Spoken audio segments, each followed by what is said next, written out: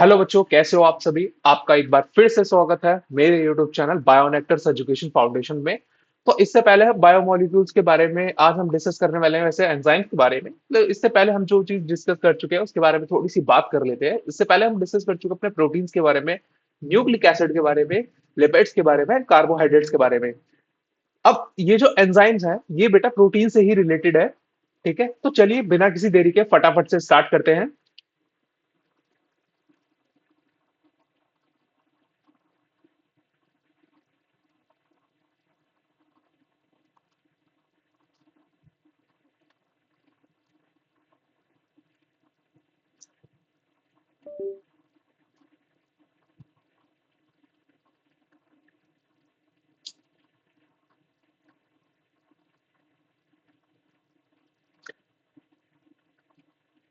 Enzymes, तो देखो, जैसे कि हम शुरुआत से स्टार्ट करते हैं, हमेशा एक बेसिक चीजों को लेकर के चलते हैं आगे।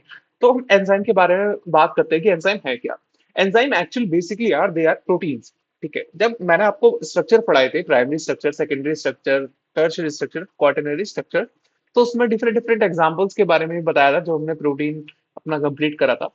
तो उसी में से आते हैं आपके एंजाइम्स। एंजाइम क्या होते हैं बेसिकली, या ये एक तरीके के प्रोटीन मॉलिक्यूल होते हैं। Enzymes are the protein molecule that catalyze biochemical reactions. Biochemical reactions का मतलब कि आपकी बॉडी के अंदर जितनी भी रिएक्शंस हो रही हैं वही reaction biochemical reaction, without being consumed in the process. Without being consumed in the process. ठीक है, मतलब वो उस प्रोसेस में कंप्लीटली कंज्यूम नहीं होते हैं, मतलब कंज्यूम नहीं होते हैं, ना ही उस रिएक्शन पर कोई इफेक्ट डालते हैं, बस उसके रेट पर इफेक्ट डालते हैं, उसके रेट को फास्ट कर देते हैं। फॉर एग्जाम्पल, आप लोगों ने रिएक्शंस के बारे में चलो थोड़ा सा एक बार आइडिया देते हैं कि क्या होती है रिएक्शंस। आपने ये पढ़ा होगा ए बी में कन्वर्ट हो गया। ठीक है, ये क्या कहलाता है, जो लेफ्ट हैंड साइड पे होता है ये कहलाता है हमारा रिएक्टेंट। रिएक्टेंट कहते हैं बेटा इसे। और इसी को ही हम दूसरा नाम देते हैं सबस्ट्रेट। सबस्ट्रेट, ठीक है। और बी होता है हमारा प्रोडक्ट। ठीक है, प्रोडक्ट। अब ए से जो बी के बनने में जो टाइम लगा है वो ज्यादा है, क्योंकि यहाँ पर हमारा एंजाइम नहीं है। क्योंकि जितने भी एंजाइम के बिना जो प्रोसेस होते हैं, याद रखना, बायोकेमिकल नेचर में या फिर आप लिविंग वर्ल्ड में बात करें, ठीक है, या फिर आपकी मेटाबॉलिक रिएक्शंस की बात करें, कहीं भी बात करें, अगर कोई रिएक्शन परफॉर्म हो रही है, ठीक है, और उसके अंदर एंजाइम का इन्वॉल्वमेंट नहीं है, तो वो एक स्लो प्रोसेस है एज कंपैरिजन टू एंजाइम के साथ। ठीक है, अगर हम यहाँ पर कोई एंजाइम डाल दें, ठीक है, यहाँ पर हमने ई एंजाइम ले लिया, तो ये रिएक्शन बहुत ही फास्ट हो जाएगी। ठीक है, तो एंजाइम क्या करता है, रिएक्शन को बहुत ही ज्यादा फास्ट कर देता है। तो कैसे होगा ये, पहले ए है प्लस ई, हमने एंजाइम डाला, हमारा सबस्ट्रेट है, ये सबसे पहले कन्वर्ट होगा हमारा एंजाइम प्लस सबस्ट्रेट कॉम्प्लेक्स में। फिर ये एंजाइम प्लस सबस्ट्रेट कॉम्प्लेक्स में कन्वर्ट होने से बाद होगा एंजाइम प्लस प्रोडक्ट में। एंजाइम प्लस प्रोडक्ट के बाद कन्वर्ट होगा फाइनली ये प्रोडक्ट में प्लस एंजाइम में। और एंजाइम वापस से आपका रिएक्शन में टेक पार्ट कर लेगा। ठीक है, ये एक तरीके से ना तो रिएक्शन में कंज्यूम होता है, ना ही रिएक्शन के अंदर इन्वॉल्व होता है, बस ये रेट को फास्टर कर देता है। ये किसी भी रिएक्टेंट पे इफेक्ट नहीं डालता, किसी भी प्रोडक्ट फॉर्मेशन पे इफेक्ट नहीं डालता। ठीक है, तो क्लियर है होगा आपको एंजाइम क्या करता है, एंजाइम रिएक्शन रेट को फास्ट कर देता है। रिएक्शन रेट फास्टर, ठीक है, without being consumed and no consumed in the reaction।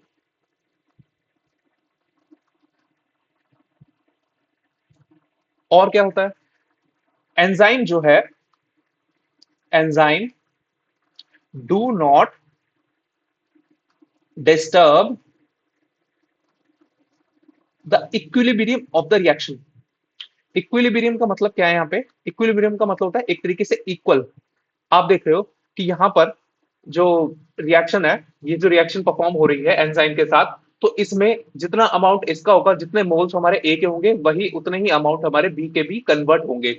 ठीक है, और कुछ अमाउंट होता है वो, जैसे वाटर का रिमूवल होता है, कुछ ऐसे रिएक्शंस होते हैं, तो उसमें एंजाइम का ऐसा सच रोल नहीं होता, मतलब इक्विलिब्रियम पे अफेक्शन नहीं होता।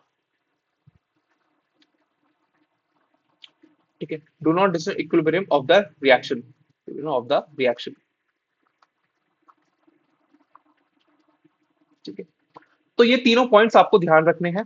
रेट ऑफ रिएक्शन को फास्ट कर देता है, कंज्यूम नहीं होता रिएक्शन के अंदर, और enzyme do not affect the equilibrium of the reaction. ठीक है, they achieve this by the binding the substrate eight there active site and lowering the activation energy. अभी इस एक्टिवेशन एनर्जी को बेटा समझते हैं कि क्या होता है। ठीक है, riboenzymes are the RNA molecule with catalytic activity representing RNA based enzyme, RNA based enzyme. ठीक है, अभी हमने पढ़ा जो एंजाइम्स होते हैं वो प्रोटीन होते हैं। ठीक है, तो इसके रिगार्डिंग में एक स्टेटमेंट दिया जाता है, देखो समझो। Not all the proteins are enzymes, not all the proteins are enzyme, कि सारे प्रोटीन्स एंजाइम नहीं होते। ठीक है, and not all enzyme made up of protein, made up of protein, कि सारे एंजाइम आपके प्रोटीन के मिलकर के भी नहीं बने होते। ठीक है, some of are made up of RNA, कुछ जो होते हैं आपके आरएनए के मिलकर के बने होते हैं जिन्हें हम आरएनए एंजाइम कहते हैं, आरएनए एंजाइम, आरएनए एंजाइम। कुछ जो होते हैं वो आपके प्रोटीन के मिलकर के बने होते हैं जिन्हें हम नॉर्मली एंजाइम बोलते हैं। ठीक है, तो आपको एंजाइम की डेफिनेशन के बारे में पता लगा कि enzymes are the basically protein molecule. ठीक है, and some of the enzymes are made also made up from the RNA, and these enzymes are the biocatalysts, and they fast the reaction rate without being consumed in the reaction। ठीक है, अब ये किस तरीके से कौन सा mechanism follow करते हैं, ऐसा मैकेनिज्म ये फॉलो करते हैं जिसमें क्या होता है कि रिएक्शन रेट इतनी फास्ट हो जाती है, ये किस तरीके से क्या करते हैं ये। ठीक है, तो ये एक्टिवेशन एनर्जी को ना काफी ज्यादा लोअर कर देते हैं, यहाँ पे लिखा हुआ भी है, आप लोगों को दिख रहा होगा, लोअरिंग द एक्टिवेशन एनर्जी। ठीक है, ये एक्टिवेशन एनर्जी क्या होती है एक्चुअल में? Activation energy is the minimum amount of energy that reacting molecule must possess in the order to undergo successful chemical reaction by forming a activated complex or a transition state। देखो, transition state और activated complex मतलब activation energy एक type की energy है जिसका use किया जाता है एक पर्टिकुलर सबस्ट्रेट के द्वारा या फिर उनका रिएक्टेंट के द्वारा to convert into a activating complex, या फिर हम ट्रांजिशन स्टेट कॉम्प्लेक्स बनाने के लिए यूज करते हैं। ये तो काफी साइंटिफिक लैंग्वेज होगी। ठीक है, एक बहुत ही क्लियर सी लैंग्वेज में हम इसे समझते हैं थोड़ा। ठीक है, क्या होता है आपका, देखो एक रफ स्लाइड लेते हैं, फटाफट से इसे समझते हैं कि क्या है। देखो, activation energy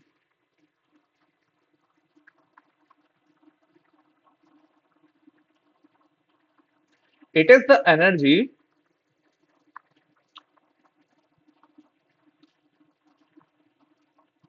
which is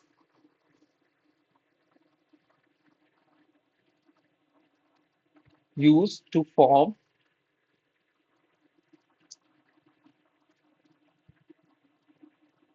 the bond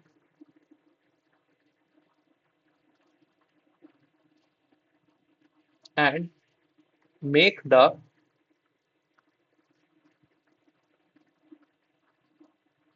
product and transition state। ठीक है, ये सिंपल डेफिनेशन है, मतलब ऐसी एनर्जी जो आपका बॉन्ड फॉर्मेशन में काम आती है या प्रोडक्ट को फॉर्मेशन में काम आती है। ठीक है, ट्रांजिशन स्टेट को फॉर्म करने में काम आती है, उसी को हम उसकी एक्टिवेशन एनर्जी करते हैं, एनर्जी कहते हैं। ठीक है, आपने अभी पीछे एक डायग्राम देखा है। ठीक है, उस डायग्राम को यहाँ पे एक बार फटाफट से बना लेते हैं और उसके बारे में हल्का सा डिस्कशन लेते हैं। ठीक है,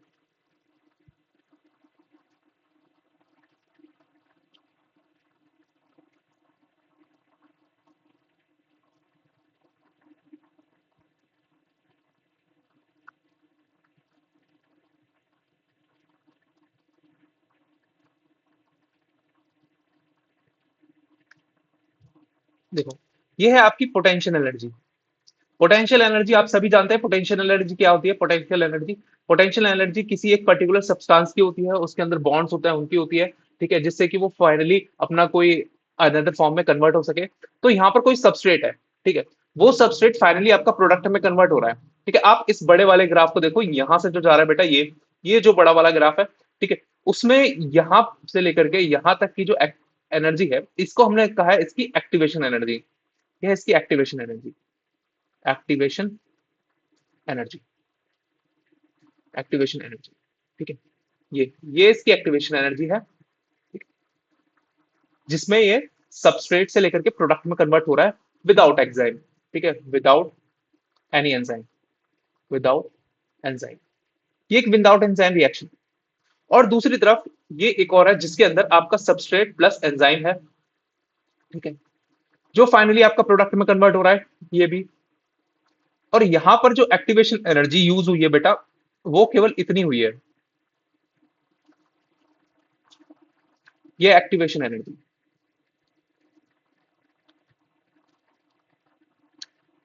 जिसमें अपना सबस्ट्रेट प्लस एंजाइम आया और फाइनली वो प्रोडक्ट में कन्वर्ट हुआ, और ये विद एंजाइम है, ठीक है। ये जो है यहां से लेकर के यहां तक का फेस, इसमें एनर्जी रिलीज होती है, ये एनर्जी रिलीजिंग है, एनर्जी रिलीज, ठीक है, एक्टिवेशन एनर्जी। देखो फिर से समझो, ये जो ग्राफ है बेटा, ये है पोटेंशियल एनर्जी का ग्राफ, ठीक है, और यहाँ पर ये टाइम है, ठीक है, बेसिकली। और यहाँ पर एक सबस्ट्रेट है जो कि कन्वर्ट हो रहा है विदाउट द एंजाइम, और ये सबसे पहले एनर्जी को लेता है, ठीक है, और अपना एक पोजीशन पे पहुंचता है, ठीक है। इस स्टेट को हम कहते हैं ट्रांजिशन स्टेट, ये ट्रांजिशन स्टेट है, ठीक है। और यहाँ पे फाइनली ये प्रोडक्ट में कन्वर्ट होता है, और प्रोडक्ट में जैसे कन्वर्ट होना स्टार्ट होता है, और यहाँ पर ये एनर्जी को रिलीज करता रहता है।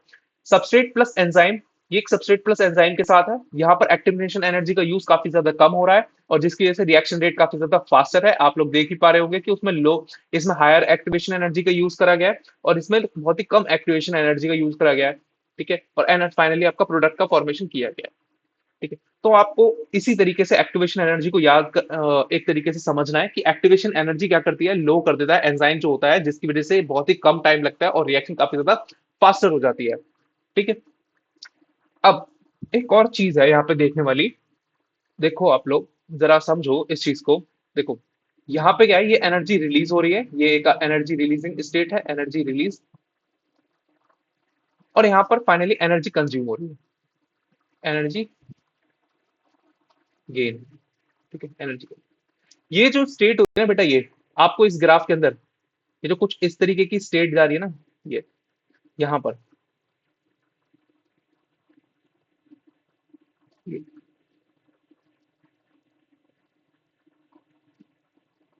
बेटा ये जो स्टेट होती है, इसी को हम कहते हैं इसकी ट्रांजिशन स्टेट,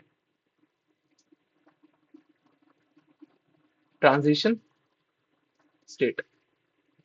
ये बहुत ही हाई एनर्जी स्टेट होती है, हाई एनर्जी स्टेट। ये अनस्टेबल होती है, अनस्टेबल, ठीक है। इसी पर ही बॉन्ड फॉर्मेशन होता है, bond formation and bond breakdown, bond breakdown, ठीक है। यही एक ट्रांजिशन स्टेट होती है। हमने इससे पहले ना एक रिएक्शन के बारे में पढ़ रहे थे, ए जो था वो एंजाइम के साथ, ठीक है, फिर एंजाइम प्लस ए कॉम्प्लेक्स बनेगा। ए क्या है, हमारा सबस्ट्रेट है, एंजाइम है हमारा, ठीक है। और ये फाइनली आपका एंजाइम प्लस प्रोडक्ट में कन्वर्ट हो जाएगा, और फाइनली आपका एंजाइम प्लस प्रोडक्ट फॉर्म हो जाएगा, ठीक है। ये जो स्टेट्स है ना, ये जो स्टेट है बेटा, ये एक तरीके की ट्रांजिशन स्टेट है, इन्हीं को ही हम कहते हैं ट्रांजिशन स्टेट, जो कि आपने ग्राफ पर देखी, ट्रांजिशन स्टेट, ठीक है। यही आपकी हाई एनर्जी स्टेट है, यही काफी अनस्टेबल होती है, यहीं पे बॉन्ड फॉर्मेशन स्टार्ट होता है, ठीक है। ये एक तरीके की रिवर्सेबल रिएक्शन होती है, रिवर्सेबल रिएक्शन होती है। यहाँ पे बॉन्ड फॉर्मेशन स्टार्ट होता है, और बॉन्ड फॉर्मेशन ब्रेक भी होते हैं, बॉन्ड फॉर्मेशन भी होता है, और बॉन्ड का ब्रेकडाउन भी होता है, ठीक है। यहाँ पे ये काफी अनस्टेबल स्टेट है, ये काफी हाई एनर्जी स्टेट है। इस स्टेट पे आकर के आपको वापस से सबस्ट्रेट पे भी कन्वर्ट हो सकता है, वापस से वो प्रोडक्ट में भी कन्वर्ट होता है, हो सकता है, ठीक है। तो ये आपको याद रखना है, एक्टिवेशन एनर्जी को काफी लो कर देता है, क्योंकि ये ट्रांजिशन स्टेट का फॉर्मेशन करता है, जो कि एक हाई एनर्जी स्टेट होती है, ठीक है। एनर्जी, एक्टिवेशन एनर्जी क्या होती है? Activation energy it is a kind of energy which is use to make the new bonds and make the product and the transition state.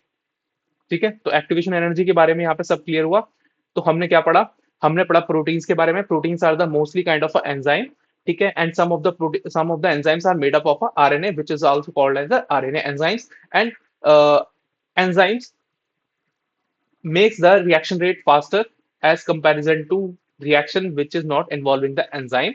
And enzyme does not consume in the reaction and does not change the equilibrium of the reaction। ठीक है, तो चलो चलते हैं next अपनी slide की तरफ। देखो, अब कोई भी एंजाइम हो, ठीक है, उसकी कैटेलिटिक वो किस तरीके से कैटेलिसिस फॉर्म करेगा। ठीक है, अब उसका कुछ वर्किंग देख लेते हैं। इससे पहले चलो हम स्ट्रक्चर के बारे में पढ़ते हैं थोड़ा। स्ट्रक्चर, एंजाइम का स्ट्रक्चर क्या होता है? हमेशा याद रखना बेटा, कोई भी एंजाइम हो उसका वो हमेशा अपनी 3D स्ट्रक्चर में वर्क करेगा। ठीक है, आप लोगों ने पढ़ा 3D स्ट्रक्चर कौन से होते हैं? वो अपने टर्शरी प्रोटीन्स के बारे में पढ़ा है ना, tertiary and quaternary. Quaternary structure, तो उनमें आकर के कोई भी एंजाइम अपना फंक्शन परफॉर्म करता है।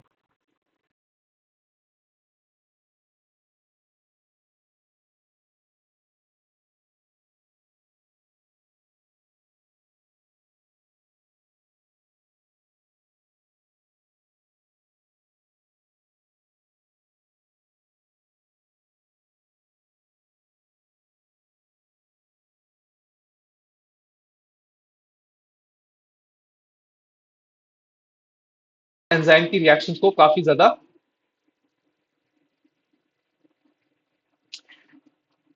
फास्ट भी कर सकते हैं और इनहिबिट भी करते हैं। ठीक है,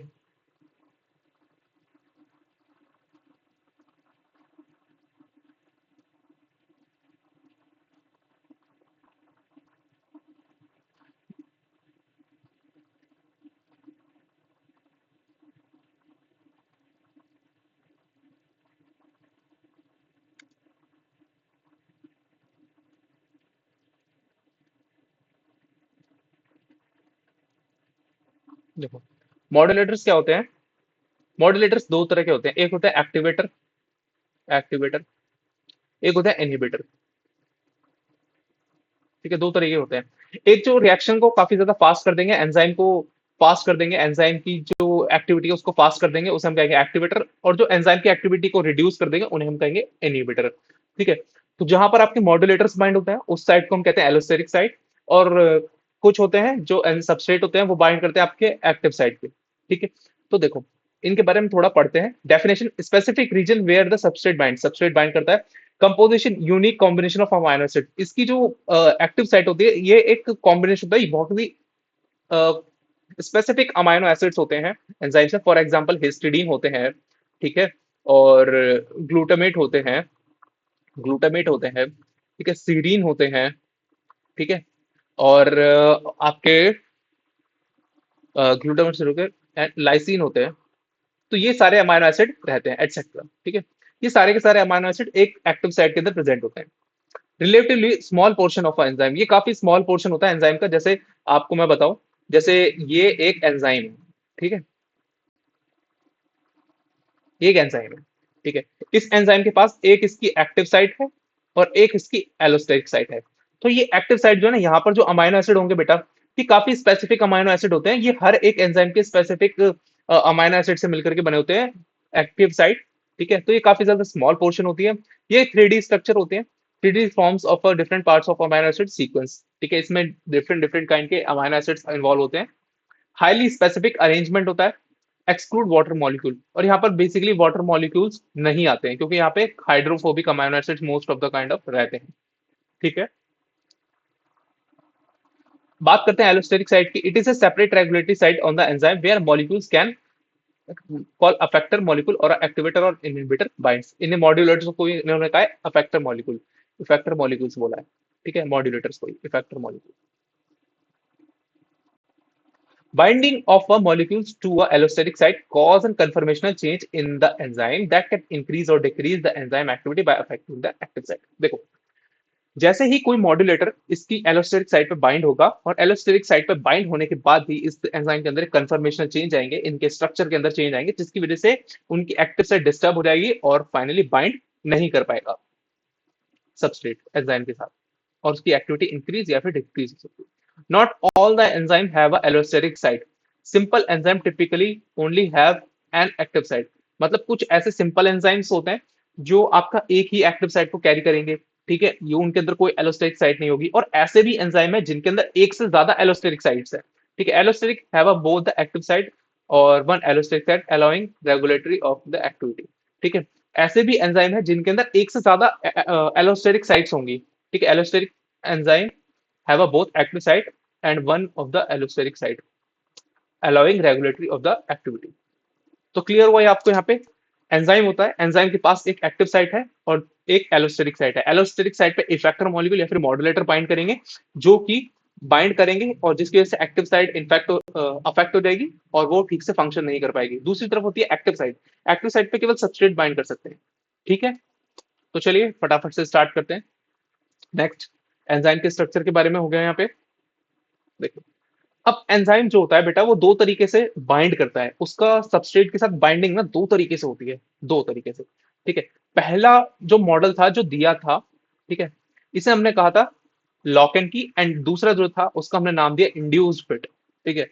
दो तरीके के मॉडल दिए थे, ठीक है, दो साइंटिस्ट थे अलग अलग, ठीक है, उन्होंने मॉडल दिए थे। तो सबसे पहला जो मॉडल था वो था लॉक एंड की मॉडल। इसमें substrate shape perfectly complements active site. मैंने अभी बात करी थी ना कि एक्टिव साइट से सबस्ट्रेट आकर के बाइंड होता है, ठीक है। तो उसी तरीके जो सबस्ट्रेट होता है वो परफेक्टली कॉम्प्लीमेंटेड एक्टिव साइट, मतलब एक तरीके से उनकी जो शेप होती है, आप यहाँ पे देखो जो लॉक एंड की फैशन में क्या दिखा रखा है, देखो यहाँ पे जो कंप्लीटली जो शेप है सबस्ट्रेट की वो एक्टिव साइट ऑफ एंजाइम से एकदम मैच कर रही है। तो जिसकी वजह से कंप्लीट बाइंडिंग हो चुकी है, जिनकी बाइंडिंग है काफी ज्यादा फेवरेबल है।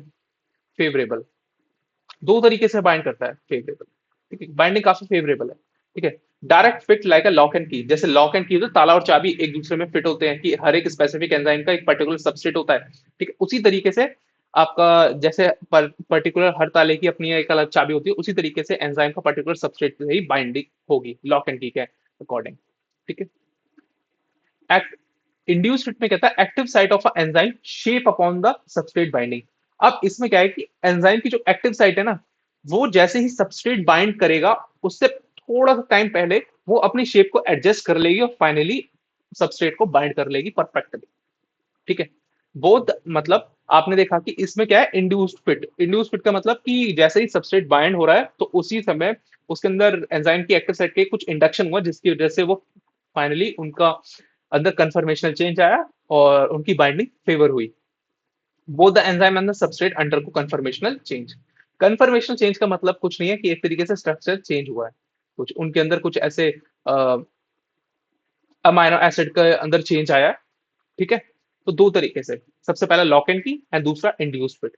जिस इंड्यूस्ड फिट में ही आपका कन्फर्मेशनल चेंज आते हैं, ठीक है। लॉक एंड की में कन्फर्मेशनल चेंज नहीं आते हैं, उसमें पहले से ही जो सबस्ट्रेट होता है उनकी जो उनका जो स्ट्रक्चर रहता है वही एक तरीके से फेवर करता है बाइंडिंग, ठीक है। अब हम बात करते हैं कैटालिटिक की। हमने एंजाइम के बारे में पढ़ा, इंट्रोडक्शन एंजाइम के बारे में पढ़ा, एक्टिवेशन एनर्जी के बारे में पढ़ा, एक्टिवेशन एनर्जी का ग्राफ देखा, एक्टिव साइट के बारे में पढ़ा, एलोस्टेरिक साइट्स के बारे में पढ़ा।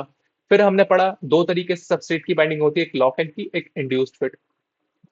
अब हम पढ़ने वाले हैं catalytic cycle of an enzyme action. Enzyme का एक्शन किस तरीके से होता है, देखो एंजाइम किस तरीके से एक्ट करता है, ठीक है, आपको बहुत जल्दी समझ में आ जाएगा, ठीक है। पहला स्टेप क्या होता है, first the substrate binds to the active site of the enzyme, ठीक है, fitting into a active site. सबसे पहले जो सबस्ट्रेट था वो हमारा एक्टिव साइट पर बाइंड हो गया, ठीक है, इन दोनों के अंदर बाइंडिंग हो गई। यही वाला एग्जांपल ले ले हैं, ये एंजाइम था और फाइनली आपका सबस्ट्रेट आकर के यहाँ पे बाइंड हो गया, ठीक है। ये था सबस्ट्रेट और ये था एंजाइम, ठीक है, एक्टिव साइट पर आकर बाइंड हो गया। दूसरा स्टेप क्या कहता है, binding of a substrate induce the enzyme to alter its shape fitting more tightly around the substrate. मतलब इसके अंदर इंड्यूस फिट हुआ या फिर लॉक एंड की में, लॉक एंड की दोनों में से कोई भी एंजाइम प्रेफर कर सकता है, ठीक है, दोनों मेथड में से कोई भी, या फिर वो लॉक एंड की या फिर induce fit. The active site of an enzyme now in close proximity of the substrate breaks the chemical bond of the substrate and the new enzyme product complex is formed. देखो, अब जैसे ही इसके साथ bind करा तो finally इसने enzyme plus substrate complex बनाया। ठीक, एंजाइम प्लस सबस्ट्रेट कॉम्प्लेक्स बनाया, क्लोज प्रॉक्सिमिटी में आए। क्लोज प्रॉक्सिमिटी का कहने का मतलब होता है एक दूसरे के अनुसार, ठीक है, एक दूसरे के सामने आए, प्रॉक्सिमिटी में अरेंज हुए। ब्रेक द केमिकल बॉन्ड, मैंने बताया था कि ये क्या है बेटा, एक ट्रांजिशन स्टेट है। ठीक है, ये क्या है, एक ट्रांजिशन स्टेट है। ट्रांजिशन स्टेट इसी को कहते हैं स्टेट है। इसी ट्रांजिशन स्टेट काफी हाई एनर्जी स्टेट है, हाई एनर्जी स्टेट है। ठीक है, यहाँ पर हाई एनर्जी है, इसी को ट्रांजिशन स्टेट का। यहाँ पर केमिकल बॉन्ड्स ब्रेक भी होते हैं, केमिकल बॉन्ड ब्रेक होंगे और केमिकल बॉन्ड फॉर्म भी होंगे, केमिकल बॉन्ड फॉर्म होंगे। ठीक है, अब कैसे कैसे होंगे ये देखो। केमिकल बॉन्ड ब्रेकडाउन किसके के बीच में होंगे, सबस्ट्रेट प्लस एंजाइम के बीच में, एंजाइम प्लस सबस्ट्रेट के बीच में। ठीक है, और केमिकल बॉन्ड फॉर्मेशन कहाँ होगा, एंजाइम प्लस प्रोडक्ट में। ठीक है, तो ये फाइनली कन्वर्ट होगा आपका एंजाइम प्लस प्रोडक्ट में। ठीक है, और फाइनली कन्वर्ट हो जाएगा आपका एंजाइम प्लस प्रोडक्ट में। ठीक है, और वापस से ये एंजाइम टेक पार्ट कर लेगा उसी रिएक्शन में, अगेन वो फिर से एक सबस्ट्रेट के साथ बाइंड होगा। ठीक है, the enzyme release the product of the reaction, product of the reaction ये इसने यहाँ पे रिलीज कर दिया, and the free enzyme is ready to bind another molecule of the substrate and run throughout the catalytic cycle once again. वापस से enzyme free हो जाएगा, प्रोडक्ट को रिलीज कर देगा और वापस से अपनी कैटालिटिक साइकिल को फिर से परफॉर्म करेगा, नेक्स्ट सबस्ट्रेट के साथ बाइंड करेगा। ठीक है, एक टाइम पे एक एंजाइम एक ही सबस्ट्रेट से बाइंड करेगा अगर उसके पास एक ही एक्टिव साइट है तो। ठीक है, ये बात याद रखने की है। दूसरी बात यह है कि एंजाइम हमेशा अपने स्पेसिफिक सबस्ट्रेट्स के साथ ही बाइंड करेगा। ठीक है, और एक एंजाइम अपनी रिएक्शन को कंप्लीट करेगा और फाइनली वो वापस से उसी रिएक्शन के अंदर टेक पार्ट करेगा आफ्टर प्रोडक्ट रिलीजिंग। ठीक है, तो ये चार स्टेप थे। सबसे पहले कहता है सबस्ट्रेट का एंजाइम के साथ बॉन्डिंग होगी, या तो वो इंड्यूस फिट होगा या फिर लॉक एंड की मैनर में बाइंड होगा। फाइनली वो एक ट्रांजिशन स्टेट एनालॉग को फॉर्म करेगा, ईएस कॉम्प्लेक्स जिसे कहते हैं। ये एक हाई एनर्जी स्टेट होती है, इसमें केमिकल बॉन्ड का फॉर्मेशन और ब्रेकडाउन दोनों होता है। और फाइनली वो एंजाइम प्लस प्रोडक्ट में कन्वर्ट होगा और फिर उसके बाद एंजाइम को रिलीज कर देगा, एंजाइम रिलीज हो जाएगा एंड प्रोडक्ट रिलीज हो जाएगा और एंजाइम वापस से टेक पार्ट कर लेगा रिएक्शन में। तो ये था आपका चार स्टेप्स के बारे में। ये चारों के स्टेप मैंने एनसीईआरटी से लिए हैं बेटा। तो एनसीईआरटी के अंदर ये बहुत अच्छे से दे रखे हैं चारों स्टेप्स। ठीक है, वही है सेम टू सेम, तो आप जाकर के वहां से भी एक बार प्रिफर कर सकते हो।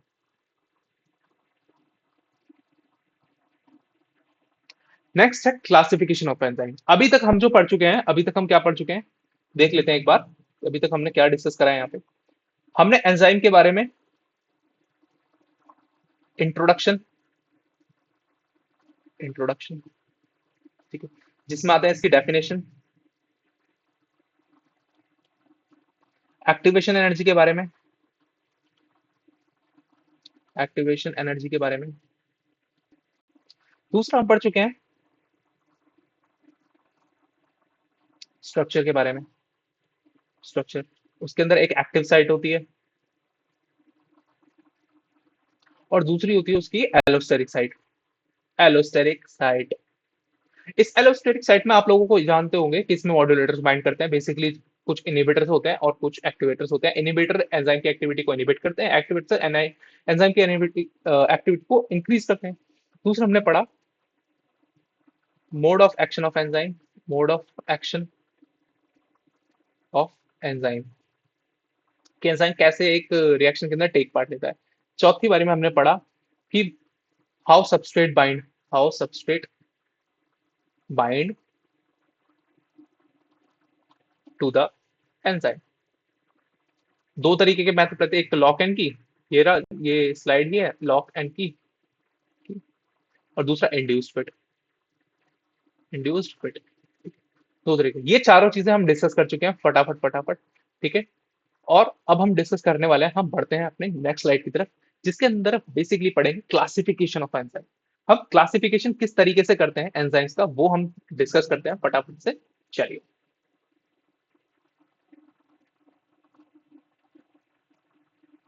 देखो, यहाँ पर आपकी 6 क्लासेस होती है। पहली क्लास है ऑक्सीडोरिडक्टेज, दूसरी है ट्रांसफरेज, तीसरी है हाइड्रोलेज, चौथी है लाएज, फिर है आइसोमरेज एंड फाइनली सिक्स है आपकी लाइगेज। ठीक है, ये 6 क्लासेस हैं एंजाइम की। ठीक है, आपको याद करनी है बेटा, समझो कैसे। ऑक्सीडोरिडक्टेज, ट्रांसफरेज, हाइड्रोलेज, लाएज, ठीक है, आइसोमरेज, लाइगेजेस। ठीक है, ये हो गए 6। ऑक्सीडोरिडक्टेज क्या कहते हैं? जिसके अंदर ऑक्सीडेशन और रिडक्शन दोनों तरीके की रिएक्शन होती है। ऐसे एंजाइम जितने भी होते हैं, जैसे आपके डिहाइड्रोजनेसेस हो गए, ऑक्सीडेज हो गए, तो जो भी आपके रिडॉक्स रिएक्शन को परफॉर्म करते हैं, जिनके अंदर आपके ऑक्सीडेशन भी होता है, रिडक्शन भी होता है, ऐसे रिएक्शन। ठीक है, तो ऐसे एंजाइम ऑक्सीडोरिडक्टेज क्लास में आएंगे एंजाइम्स। फॉर एग्जांपल, इनके एंजाइम के एग्जांपल क्या है? Dehydrogenase and oxidase. ठीक है, इनके अंदर कहता है ऑक्सीडेशन रिडक्शन रिएक्शन परफॉर्म होते हैं। ट्रांसफर ऑफ एच, जब हम किसी पर हाइड्रोजन को ट्रांसफर करते हैं तो हम क्या कहते हैं? रिडक्शन हो रहा है। अब ऑक्सीजन को ट्रांसफर करते हैं तो हम क्या कहते हैं? ऑक्सीडेशन हो रहा है। ठीक है, जैसे यहाँ पे दिखा रखा है कि H जो है वो ट्रांसफर हो रहा है बी में, O जो ट्रांसफर हो रहा है ए पे, तो ऑक्सीडेशन हो रहा है और यहाँ पे रिडक्शन हो रहा है।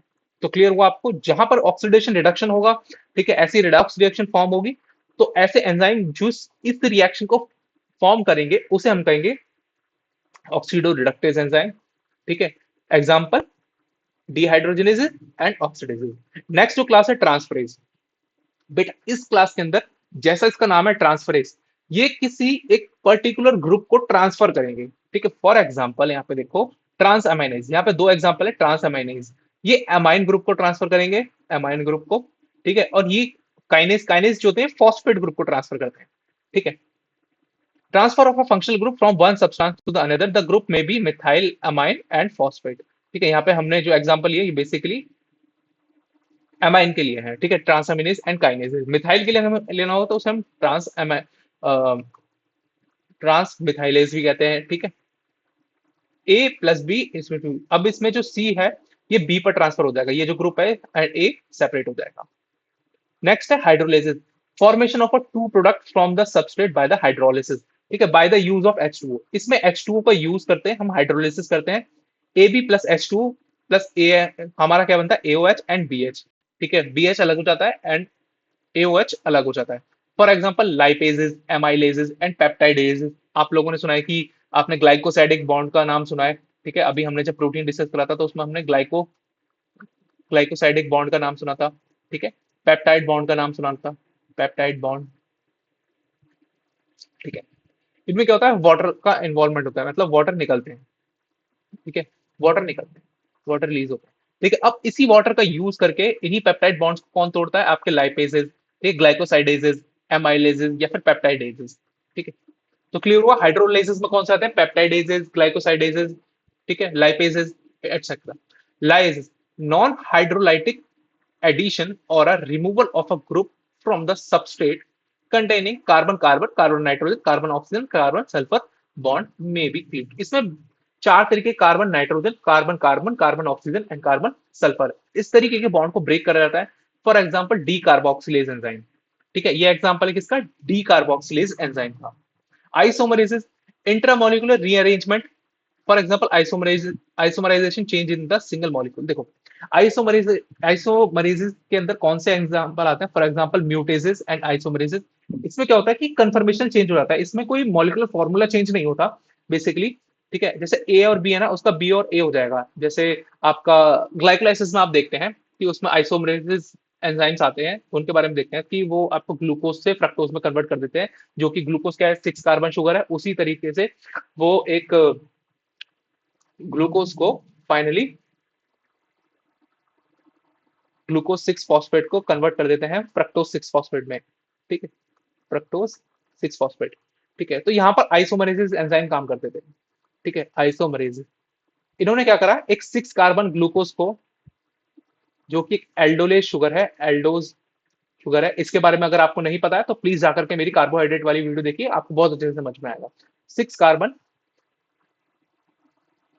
कीटोनिक शुगर में कन्वर्ट कर देता है, कीटोनिक शुगर में। ये कीटोन ग्रुप कंटेन करती है ग्लूकोज ओ फ्रक्टोज, और ये एल्डिहाइड ग्रुप कंटेन करती है। ठीक है, इस तरीके से दोनों की दोनों में मॉलिक्यूलर फॉर्मूला सेम रहेगा, दोनों में 6 कार्बन रहेंगे, बस उनके कंफर्मेशन को एक तरीके से चेंज करते हैं। नेक्स्ट आते हैं ligases, join together two molecules by the synthesis of a new CO, CS, CN, NC3 वही आपके जैसे लाइएज में होता है, लाइएज में आता है आपका क्या कहते हैं, बॉन्ड ब्रेक होते हैं, इसमें बॉन्ड फॉर्मेशन होता है दो एंजाइम के बीच में, ब्रेक डाउन ऑफ एटीपी। ठीक है, इसमें एटीपी का यूज होता है, जितने भी लाइगेजेस आते हैं उनके अंदर एटीपी का यूज होता है, इनके अंदर एटीपी का यूज हो रहा है, इनके अंदर वाटर मॉलिक्यूल का यूज हो रहा है H2O। For example synthetase. ठीक है, इसका एग्जांपल लाइगेजेस का एग्जांपल क्या है, सिंथेटेजेस। ठीक है, एक लाइगेजेस आपने वहां भी पढ़े होंगे बेटा, जब आप डीएनए रेप्लिकेशन पढ़ते हो, डीएनए रेप्लिकेशन जब पढ़ते हो ना, तो वहां पर भी आपने लाइगेजेस एंजाइम के बारे में पढ़ा होगा, जो ओकाजाकी फ्रेगमेंट को फाइनली अटैच करते हैं, वो भी एक तरीके के लाइगेजेस क्लासिफिकेशन वाले एंजाइम्स होते हैं। ठीक है, एक और चीज आती है बेटा, सिंथेज। क्या होता है सिंथेज? एक होता है सिंथेज, एक होता है सिंथेटेज। सिंथेटेज जो होते हैं ये एटीपी का यूज करेंगे, सिंथेज जो होते हैं ये एटीपी का यूज नहीं करेंगे। ठीक है, दोनों में डिफरेंस है, याद रखना। ठीक है, सिंथेज एंड सिंथेटेज दोनों में डिफरेंस है। तो क्लियर हुआ? यहां पर हमने 6 क्लासेस के बारे में पढ़ा। पहली जो क्लास थी वो थी आपकी ऑक्सीडोरिडक्टेज, दूसरी थी आपकी ट्रांसफरेज, तीसरी थी आपकी हाइड्रोलेज, चौथी थी आपकी लाइज लाइजेस, नेक्स्ट थी आपकी, फिफ्थ थी आपकी आइसोमरेसिस, एंड सिक्स थी आपकी लाइगेज। चलिए नेक्स्ट स्लाइड की तरफ बढ़ते हैं। क्लासिफिकेशन भी हम अपना कंप्लीट कर चुके हैं, हमने डिफरेंट डिफरेंट एग्जांपल्स के बारे में भी पढ़ा यहाँ पे, डिफरेंट डिफरेंट क्लास में कौन कौन से एंजाइम्स आते हैं। ठीक है, तो आपको कभी भी इसमें कंफ्यूज नहीं रहना है कि फॉर एग्जांपल ऑक्सीडोरिडक्टेज में कौन से आएंगे, जिसमें जो भी आपके रेडॉक्स रिएक्शन परफॉर्म करेंगे, फॉर एग्जांपल डीहाइड्रोजनेजेस एंड ऑक्सीडेजेस, ये सारे के सारे एंजाइम। ठीक है, लाइगेजेस में कौन से आएंगे, लाइगेज में आपके सिंथेटेज आएंगे जो एटीपी का यूज करेंगे। हाइड्रोलेज में कौन से आएंगे, जो आपके वाटर मॉलिक्यूल का यूज करके बॉन्ड्स का ब्रेकडाउन करेंगे। ठीक है, अब हम बात करते हैं फैक्टर अफेक्टिंग एंजाइम एक्टिविटी। देखो, फैक्टर अफेक्टिंग एंजाइम एक्टिविटी, अब कौन कौन से फैक्टर्स होते हैं जो एंजाइम एक्टिविटी को इनहिबिट करते हैं। ठीक है, या फिर हम बात करें एक तरीके से जो एंजाइम एक्टिविटी को अफेक्ट कर पाते हैं। ठीक है, बहुत सारे फैक्टर्स होते हैं, देखो कुछ फैक्टर्स के बारे में हम यहाँ पे समझते हैं पहले। फॉर एग्जाम्पल पीएच, ठीक है, टेम्परेचर, ठीक है, और सबस्ट्रेट। यहां पर हम तीन फैक्टर अफेक्टिंग मॉलिक्यूल्स को, पीएच को, टेम्परेचर को और सबस्ट्रेट को स्टडी करेंगे। ठीक है, ऑप्टिमम एक्टिविटी क्या होती है, ऐसी एक्टिविटी जहां पर एंजाइम की एक्टिविटी, एंजाइम एक्टिविटी मैक्सिमम हो। ठीक है, ऐसी condition, maximum in optimum condition, optimum. Optimum से याद रखो, इसका मतलब होता है मैक्सिमम, जहां पर एंजाइम की एक्टिविटी मैक्सिमम होगी in the optimum condition. Optimum condition का मतलब उसकी फेवरेबल पीएच होगा, उसका फेवरेबल टेम्परेचर होगा, मतलब जिसपे वो मैक्सिमम एक्टिविटी कर सकता है, और उसी सबस्ट्रेट होगा। ठीक है, सबस्ट्रेट होगा फेवरेबल। ठीक है, जब उसको फेवरेबल पीएच मिलेगा, फेवरेबल टेम्परेचर मिलेगा, फेवरेबल सबस्ट्रेट मिलेगा, तो ऐसी ऑप्टिमम कंडीशन में एंजाइम की एक्टिविटी हमेशा ऑप्टिमम रहेगी, या फिर हम बात कहें मैक्सिमम रहेगी। ठीक है, पीएच और temperature, enzyme generally function in a narrow range of temperature, and pH. Each enzyme show its highest activity at a particular temperature and pH. It's called the optimum temperature and the optimum pH. मतलब उसे उन्होंने नाम दिया जिस पर वो अपनी active particular जो एक्टिविटी है वो मैक्सिमम और हाईएस्ट शो करेगा, उसने उन्होंने नाम दिया ऑप्टिमम पीएच और ऑप्टिमम टेम्परेचर।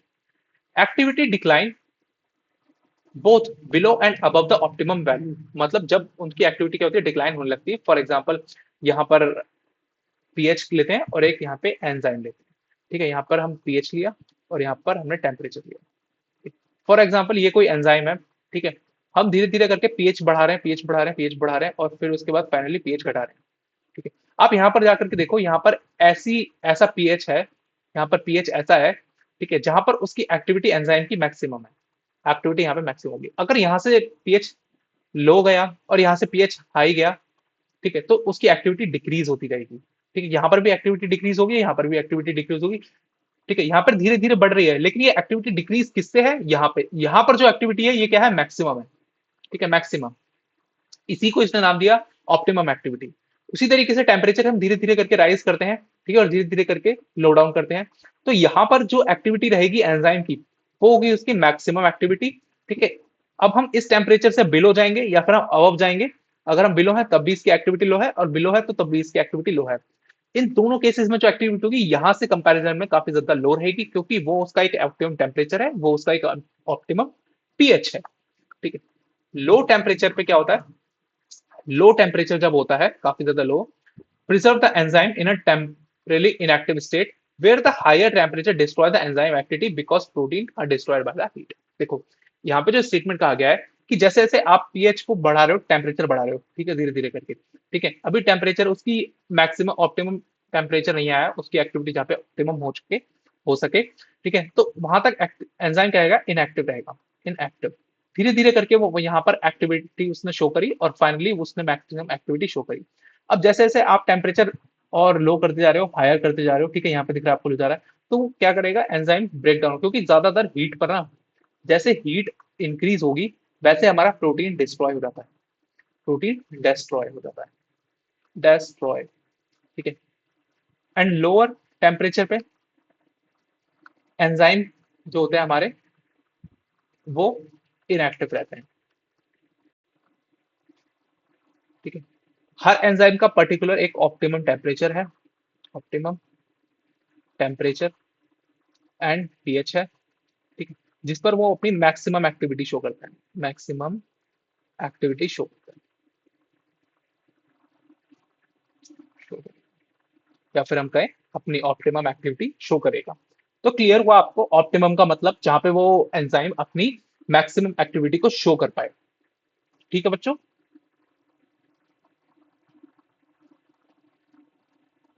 चलो, अब ये थोड़ा सा ना आउट ऑफ सिलेबस हो जाता है आपके, ये जो है इसके बारे में आपको ना जानना बहुत जरूरी है, क्योंकि थोड़ा सा ना इंट्रोडक्शन आपकी एनसीईआरटी के अंदर इसके बारे में दे रखा है, कार्बोनिक एनहाइड्रेस के बारे में, ठीक है। तो पीएच को जब हम आगे की ओर लेकर के चलते हैं तो उसमें हम दो तरीके के इफेक्ट को ना हम अपनी बॉडी के अंदर भी सीन करते हैं, और एनसीईआरटी के अंदर भी आपके में दे रखा है। तो ये जो इफेक्ट है, Bohr's effect and Haldane effect, इन दोनों के दोनों का ना एक तरीके से महत्व है आपकी बॉडी के अंदर, ठीक है। हम बात करें पीएच को ही जब हम आगे लेकर के चलते हैं तो पीएच की वजह से ही, ठीक है, आपकी बॉडी के अंदर गैसेस का एक्सचेंज पॉसिबल हो पाता है, ठीक है, गैसियस एक्सचेंज हो पाता है, गैसियस एक्सचेंज हो पाता है, ठीक है, आरबीसी के अंदर, आरबीसी के अंदर, ठीक है। तो ये दोनों इफेक्ट शो होते हैं, एक होता है बोर्स इफेक्ट, एक होता है हार्डन इफेक्ट, ठीक है। आपको पीएच वाला कंसेप्ट याद रखना है कि जैसे जैसे हम पीएच बढ़ाते जाएंगे तो वैसे वैसे एक जैसी ऑप्टिमम पीएच मिलेगा, जैसे ही पीएच मिलेगा और फाइनली वहां पे एक्टिविटी शो होगी, ऑप्टिमम एक्टिविटी, ठीक है। आप लोगों को पता है ना हीमोग्लोबिन क्या होता है, हीमोग्लोबिन एक तरीके से एंजाइम की तरह ही वर्क करता है, ठीक है। हम haemoglobin act as a enzyme, ठीक है, haemoglobin act as a enzyme. हम एक स्लाइड ले लेते हैं इसके साथ साथ, जिसमें हम अपना डिस्कस करेंगे कंप्लीट से बोर्स इफेक्ट एंड हार्लेन इफेक्ट। चलिए देखो, दो तरीके के अफेक्ट शो होते हैं। आप लोग जानते हो कि आपकी पूरी बॉडी में ब्लड फ्लो हो रहा है, ठीक है, आपके टिश्यूज के पास भी ब्लड है, आपके लंग्स में भी ब्लड है, ठीक है, लंग्स में क्या है, कैपिलरीज हैं एल्वियोलाई के जस्ट अराउंड, ठीक है, और टिश्यूज में भी आपके ब्लड जो है फ्लो हो रहा है एक तरीके से, ठीक है। तो ये जो ब्लड होता है, ब्लड के अंदर क्या होता है, आरबीसी होती हैं, और आरबीसी के अंदर एक एंजाइम होता है जिसका नाम होता है कार्बोनिक एनहाइड्रेस। ये है एक एंजाइम कार्बोनिक एनहाइड्रेस। अब ये एनहाइड्रेस क्या करता है, ये CO2 प्लस H2O को कन्वर्ट करता है आपका H2CO3 में, फिर उसके बाद कन्वर्ट हो जाता है ये प्रोटॉन में और बाइकार्बोनेट आयन में, ठीक है, ये बाइकार्बोनेट आयन में कन्वर्ट हो गया। अब इसी बाइकार्बोनेट आयन का यही enzyme same reversible reaction perform करता है प्रोटॉन आयन के साथ मिलकर के, H2CO3 बनाता है, फाइनली H2O एंड CO2 को वापस से बनाता है। तो ये एक तरीके की रिवर्सिबल रिएक्शन को परफॉर्म करता है आपके ब्लड के अंदर। ब्लड के अंदर क्या होती है, आरबीसी, और आरबीसी के अंदर कार्बनिक एनहाइड्रेस होता है, ठीक है। और आप ही लोग जानते हो कि आरबीसी के अंदर आपका हीमोग्लोबिन होता है, और हीमोग्लोबिन ही आपका ऑक्सीजन से बाइंड करता है, और वापस से CO2 भी आपका हीमोग्लोबिन से बाइंड करती है और फाइनली रिलीज हो जाती है, ठीक है। अब टिश्यूज के अंदर किसका वर्क होता है, O2 का यूज होता है और CO2 बाहर निकलती है, ठीक है। लंग्स के अंदर क्या होता है, CO2 फाइनली रिलीज हो जाती है, बॉडी से आउट हो जाती है, और ऑक्सीजन आकर के अटैच हो जाती है आरबीसी पे, ठीक है। टिश्यू प्रोड्यूस CO2, ठीक है, वहां पे O2 का यूज होकर के फाइनली CO2 रिलीज हो जाती है, CO2 diffuse into RBC, RBC के अंदर आती है CO2, Carbonic anhydrase enzyme acts on a CO2 and CO2 plus H2O, H2CO3 and further convert into a proton ion and आपका bicarbonate ion. This is known as the bicarbonate. Bicarbonate लिख भी रखा है यहाँ पे bicarbonate ion. Increase inside the RBC. अब bicarbonate जो ion है वो उनका जो कंसंट्रेशन होता है वो फाइनली इंक्रीज हो जाता है. Bicarbonate ion moves out of the RBC into the plasma. ठीक है, ये प्लाज्मा में आ जाते हैं फाइनली, आरबीसी से निकल करके रहते वो ब्लड में ही है लेकिन वो प्लाज्मा के अंदर आ जाते हैं. ठीक है, and diffuse out of the plasma to keep charge balance. The negative and chloride comes in the plasma. This is called the chloride shift and the Hamburger phenomenon. देखो यहाँ से बाइकार्बोनेट आयन जो थे फाइनली रिलीज होकर के ये यहाँ से रिलीज हो गए. ठीक है, और यहाँ से आपका क्लोरीन जो था ये अंदर आ गया और ये फाइनली बाइकार्बोनेट आयन बाहर चले गए. ठीक है, बाइकार्बोनेट HCO. ठीक है, अब यहाँ पर क्या होता है, एसिडोसिस बढ़ जाता है. एसिडोसिस का मतलब क्या है, धीरे धीरे जब तक जैसे ही आपका फाइनली यहाँ पर एसिडोसिस प्रोटॉन आयन बढ़ने लगेंगे, प्रोटॉन आयन बढ़ने लगेंगे. ठीक है, RBC gain chloride ion. Bicarbonate travels in the blood plasma towards the lungs. अब ये लंग्स तक जाते हैं, प्लाज्मा प्लाज्मा में बाइकार्बोनेट आयन फाइनली लंग्स तक जाते हैं. लंग्स तक जाने के बाद blood reaches to the lungs carry the lots of CO2. ठीक है, अब यहाँ पर क्या होता है, बहुत सारा CO2 होता है क्योंकि CO2 फाइनली O2 का यूज हो चुका है टिश्यू से, CO2 आपकी बॉडी के अंदर आ चुका है और CO2 फाइनली कन्वर्ट हो चुका है आपका बाइकार्बोनेट में. और ये CO2 पर आता है in lungs. CO2 diffuse out from the blood into the alveoli and exhale. और CO2 बाहर निकल जाता है, कुछ अमाउंट ऑफ CO2 रहता है. So now inside the RBC less CO2 remains. When CO2 leaves the reaction moves backward. When CO2 leaves, the reaction moves backward. अब जैसे ही CO2 लीव जाएगी और फाइनली बैकवर्ड हो जाएगा. In the lungs bicarbonate must retain in the lungs.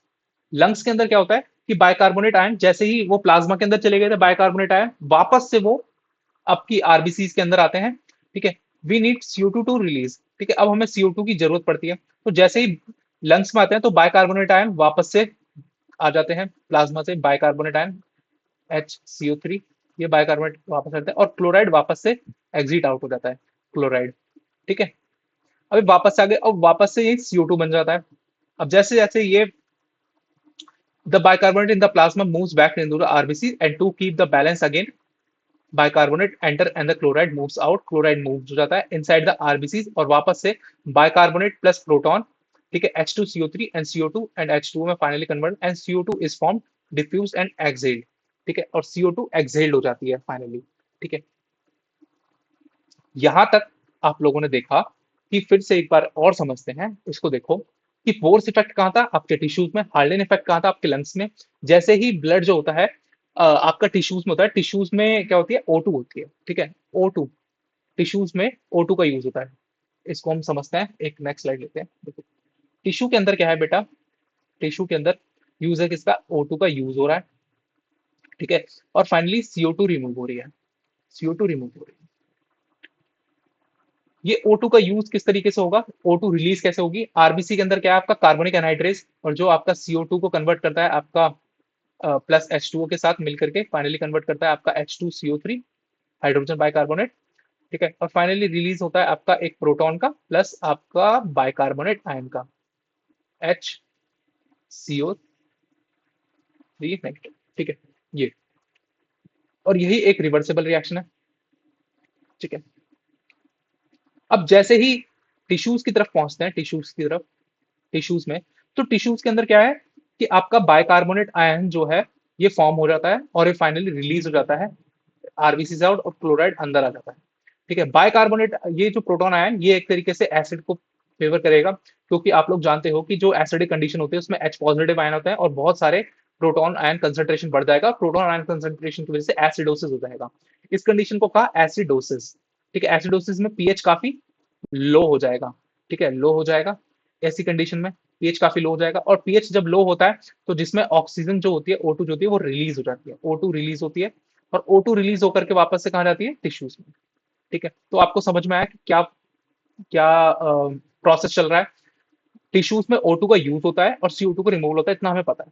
ठीक है, blood है हमारा, ब्लड के अंदर है आरबीसी, आरबीसी के अंदर है हीमोग्लोबिन, और हीमोग्लोबिन कंटेन करती है आपका कार्बोनिक एनहाइड्रेस। कार्बोनिक एनहाइड्रेस क्या करता है कि वो CO2 को बाइकार्बोनेट में कन्वर्ट करता है और H पॉजिटिव में कन्वर्ट करता है, और फाइनली बाइकार्बोनेट आयन से क्लोराइड शिफ्ट के जरिए क्लोराइड बाहर निकल जाता है और बाइकार्बोनेट आपके प्लाज्मा में चला जाता है। ठीक है, और एसिडिक कंडीशन बनती है क्योंकि प्रोटोनिक आयन होते हैं, और एसिडोसिस एक कंडीशन होती है जिसके अंदर पीएच काफी लो हो जाता है और O2 रिलीज हो जाता है। अब ये वही ब्लड है बेटा, ठीक है, ये वही आरबीसीज हैं जो O2 को कैरी कर रही हैं। ठीक है, O2 को कैरी कर रही हैं। ठीक है, उसके साथ साथ उनके पास कुछ CO2 भी है। और यही फिर वापस से यही जो प्लाज्मा होता है ट्रैवल करता है आपका लंग्स की तरफ। प्लाज्मा जो होता है ट्रैवल करता है, ब्लड प्लाज्मा ट्रैवल करता है आपका लंग्स की तरफ, और लंग्स में क्या होता है कि O2 रिलीज होती है, रिमूव O2 रिमूव यूज होती है, अटैच होती है, जिससे हम कहें अटैच होती है। ठीक है, और CO2 कंप्लीटली रिमूव हो जाती है बॉडी से, रिमूव हो जाती है। ठीक है, अब ये जो लंग्स है, लंग्स में वही प्लाज्मा आता है, और फाइनली यहाँ पर भी अब बाइकार्बोनेट आयन वापस से आरबीसी के अंदर आ जाएंगे, आरबीसी के अंदर आ जाएंगे, और यहाँ पर वही सेम बाइकार्बोनेट CO3, ठीक है, प्लस आपका प्रोटोन आयन, ये कन्वर्ट होंगे आपका H2CO3 में, और H2CO3 से वापस से CO2 बनाएंगे, और आपका H2 और CO2 हमारा बॉडी से रिमूव हो जाएगा और एक्सेल्ड हो जाएगा, एक्सेल्ड। ठीक है, तो यहाँ पर एक तरीके से बेसिक कंडीशन बन जाती है, बेसिक कंडीशन, क्योंकि यहाँ पे आपका प्रोटोन आयन बनता ही नहीं है, क्योंकि प्रोटोन आयन के साथ मिलाकर के कार्बोनिक एनहाइड्रेशन हाइड्रोजन बाइकार्बोनेट बना दिया। तो फाइनली ये एक तरीके की बेसिक मीडियम होती है, बेसिक मीडियम। लंग्स के अंदर आपका बेसिक मीडियम चलता है, और टिश्यूज के अंदर आपका एसिडोसिस चलता है। एसिडोसिस की वजह से मतलब लोअर पीएच होता है, यहाँ पर थोड़ा हायर पीएच होता है।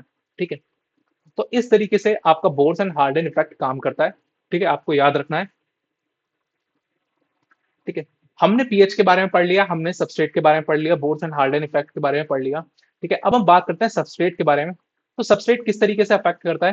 तो enzyme work by binding to the substrate molecule to form an enzyme substrate complex. तो हमें पता है एंजाइम सबस्ट्रेट कॉम्प्लेक्स बनता है, एंजाइम आपका सबस्ट्रेट के साथ बाइंड होता है अपने एक्टिव साइट पे। The rate of reaction depend on how much substrate concentration is available for the enzyme to act on it. मतलब सबस्ट्रेट कंसंट्रेशन कितना है ये डिपेंड करता है तो किस तरीके से अफेक्ट करता है, कि सबस्ट्रेट कंसंट्रेशन हाई है तो ज्यादा अफेक्ट करेगा, लो है तो कम अफेक्ट करेगा। ठीक है, अब देखो यहाँ पर एक ही ग्राफ है, इस ग्राफ का नाम होता है बेटा Michaelis Menten graph. Michaelis Menten graph है ये, माइकलिस मेंटेन ग्राफ। ठीक है, ये substrate concentration and reaction rate के ऊपर ग्राफ है, मतलब रिएक्शन वेलोसिटी कितनी है, या फिर हम कहें रिएक्शन की एक्टिविटी कितनी है, रेट कितना है, मैक्सिमम है या फिर लो है।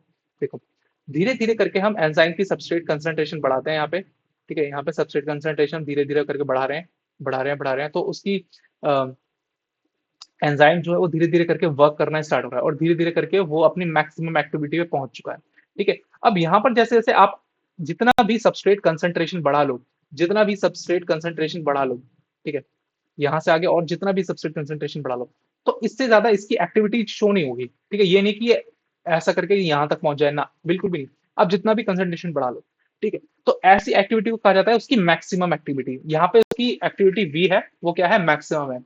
मतलब एक सैचुरेशन आ चुका है, सैचुरेशन अचीव हो चुका है। तो enzyme reach its saturation, reach its saturation, मतलब अब आप कितना भी आप सबस्ट्रेट दे लीजिए कोई इफेक्ट नहीं पड़ेगा एंजाइम के ऊपर। ठीक है, अब उसका सैचुरेशन आ चुका है, फाइनली कंप्लीट हो चुका है। अब आप देखो यहाँ पे हाफ, जब वी मैक्स 50% होती है जब हम कंसंट्रेशन 50% कब होती है, जब हम वी मैक्स का 50 वी मैक्स बाई टू जब हम करते हैं, वी मैक्स बाई टू कर देंगे तो ये क्या है, हाफ ऑफ वी मैक्स, ये हमारा कहलाएगा K M. Half of V max क्या कहलाता है, हमारा के एम। क्यों? क्योंकि वी मैक्स का जब हाफ कब होता है, इक्वल्स टू ये इतना कंसंट्रेशन, यहाँ पर कंसंट्रेशन कितना है, इतना। ठीक है, जहां पर मैक्सिमम एक्टिविटी हाफ होती है, यहां से हाफ हो जाएगी मैक्सिमम एक्टिविटी, और उसके बाद फाइनली पूरी हो जाएगी। ठीक है, हमें एक बात समझ में आती है कि आप एंजाइम के ऊपर तब इफेक्ट डाल सकते हो, ठीक है, जब सबस्ट्रेट के जरिए, ठीक है, उसके पीएच के जरिए, उसके टेम्परेचर के जरिए, इन तीन चीजों से आप इफेक्ट डाल सकते हो। अब आप सबस्ट्रेट ज्यादा दोगे, ठीक है, तो वो एक्टिविटी ज्यादा दिखाएगा, बट सैचुरेशन से पहुंचने से पहले। अगर सैचुरेशन आ गया है उसके बाद अगर आप एंजाइम दे रहे हैं तो उस पर कोई भी इफेक्ट नहीं पड़ने वाला है, ये बात आप अपने दिमाग पर डाल लीजिए। ठीक है। और उस पर जब सैचुरेशन पहुंच जाता है तो एक्टिविटी हमेशा मैक्सिमम रहती है। ठीक है, इन बातों को जरूर ध्यान रखना। ठीक है, सैचुरेशन पे एक्टिविटी क्या रहेगी, मैक्सिमम रहेगी, एक्टिविटी मैक्सिमम रहेगी। ठीक है, अब कुछ पॉइंट्स हैं, इनको मैंने डाला है यहाँ पे, तो आपको याद रखना है। एट लोअर सबस्ट्रेट कंसंट्रेशन, ठीक है, जो रेट होगी वो लो रहेगी एंजाइम की। एट हायर सबस्ट्रेट कंसंट्रेशन, ठीक है, तो रेट जो होगी वो कांस्टेंट रहेगी वी मैक्स तक, वी मैक्स तक कांस्टेंट रहेगी। वी मैक्स का मतलब कि आप हाई कंसंट्रेशन तो दे रहे हो लेकिन वो वी मैक्स तक ही जाएगा, उससे ज्यादा अपनी एक्टिविटी से ज्यादा शो नहीं कर सकता। वी मैक्स का मतलब क्या है? वी मैक्स का मतलब है कि all site of an enzyme occupied. ठीक है, साइट मतलब एक्टिव साइट है जितनी भी। फॉर एग्जाम्पल एक टेस्ट ट्यूब है, इसके अंदर 10 एंजाइम है। ठीक है, और 10 आपके सबस्ट्रेट है। ठीक है, अब 10 सबस्ट्रेट 10 एंजाइम के साथ बाइंड कर जाएंगे। ठीक है, वापस से रिएक्शन को कंप्लीट करेंगे और वापस से इन्वॉल्व होंगे। ठीक है, तो 10 एंजाइम 10 सबस्ट्रेट के साथ बाइंड होंगे। अगर आप यहाँ पर 500 सबस्ट्रेट डाल दें, 500 सबस्ट्रेट, या फिर कुछ और भी डाल दें, और आपके 10 ही एंजाइम हैं। ठीक है, तो पहले वो 10 एंजाइम 10 सबस्ट्रेट के साथ ही बाइंड करेंगे, वो रिएक्शन को कंप्लीट करेंगे और वापस से ही अपना रिएक्शन को परफॉर्म करेंगे, रिएक्शन को कंप्लीट करने के बाद। ठीक है, तो वीमैक्स का मतलब क्या है? All enzyme sites are occupied, मतलब कि 10 एंजाइम 10 की 10 की एक्टिव साइट्स ऑक्यूपाइड है सबस्ट्रेट के बाद। केएम क्या है? Substrate concentration at half Vmax, मतलब केएम क्या है? KM equals to the Vmax by half. तो वीमैक्स बाय हाफ, वीमैक्स पे केएम मतलब सबस्ट्रेट की कॉन्सेंट्रेशन हमारी केएम कहलाती है। लोअर केएम का मतलब क्या है? लोअर केएम का मतलब है स्ट्रॉन्ग एंजाइम सबस्ट्रेट बाइंडिंग, मतलब कम केएम का मतलब क्या है कि वो आधा आधी एक्टिविटी, आधी मैक्सिमम एक्टिविटी को परफॉर्म कर लेता है बहुत ही कम सबस्ट्रेट कंसंट्रेशन पे, क्योंकि केएम क्या है? हमारा सबस्ट्रेट कंसंट्रेशन है। ठीक है, हायर केएम का मतलब क्या है? वीक एंजाइम और substrate binding.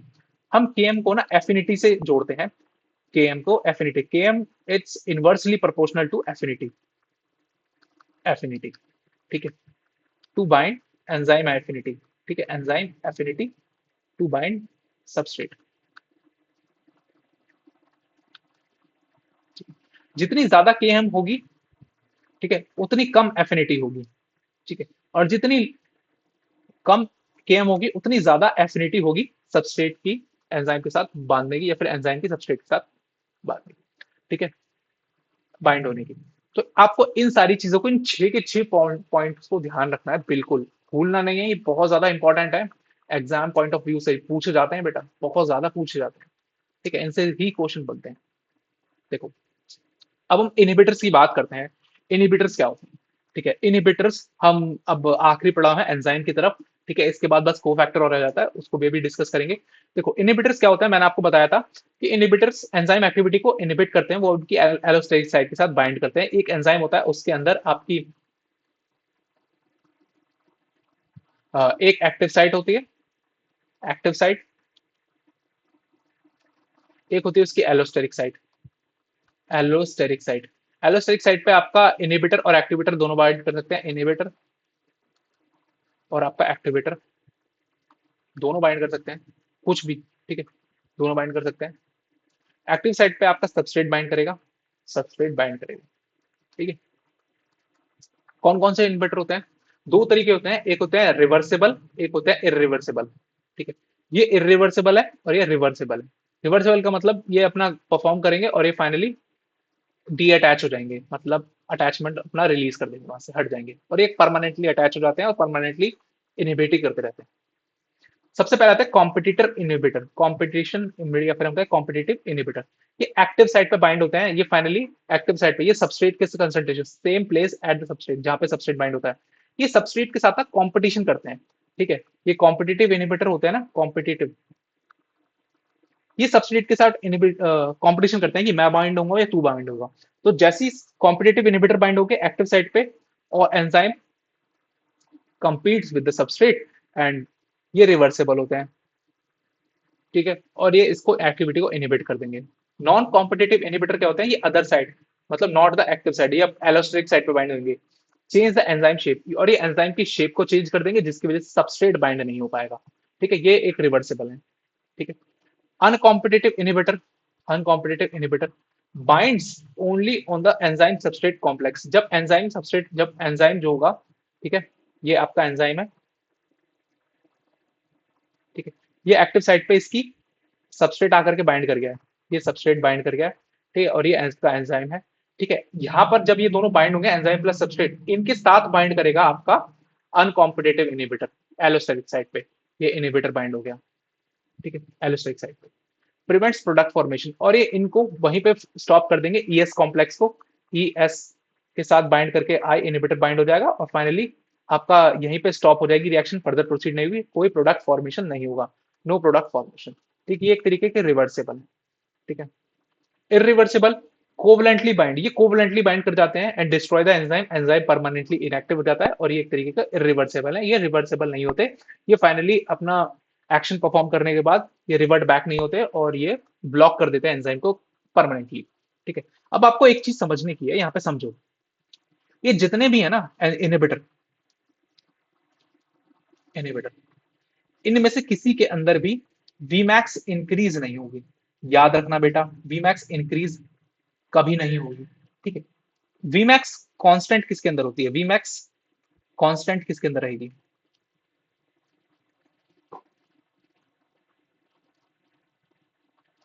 Constant, Vmax constant रहेगी आपकी नॉन कॉम्पिटेटिव के केस में, नॉन कॉम्पिटेटिव के केस में। बाकी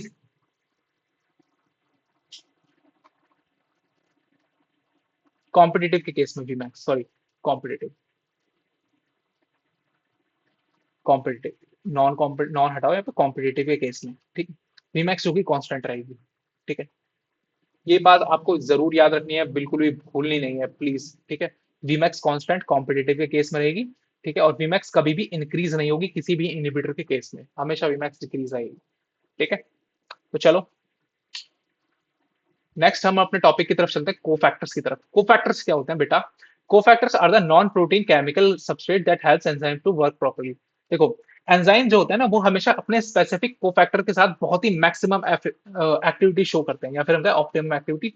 मतलब एक तो उन्हें उनका फेवरेबल पीएच मिल जाए, टेम्परेचर मिल जाए, ठीक है, और हमारा उनका सबस्ट्रेट मिल जाए। ठीक है, और प्लस उनको उनका कोफैक्टर मिल जाए। कोफैक्टर मिल जाए ना, तो मतलब उनकी एक्टिविटी मैक्सिमम होती है, मैक्सिमम, मैक्सिमम, या फिर हम कहें ऑप्टिमम। ठीक है, कुछ एंजाइम को रिक्वायरमेंट रहती है कोफैक्टर को, और कुछ एंजाइम को रिक्वायरमेंट नहीं रहती है। कुछ ऐसे एंजाइम कौन से हैं? Many enzyme can not act alone, they need these helper molecule to become active. उनको एक्टिव होने के लिए भी इन हेल्पर कोफैक्टर मॉलिक्यूल की जरूरत पड़ती है। कोफैक्टर क्या होते हैं? नॉन प्रोटीन केमिकल सब्सटेंसेस होते हैं, नॉन प्रोटीन सब्सटेंस है।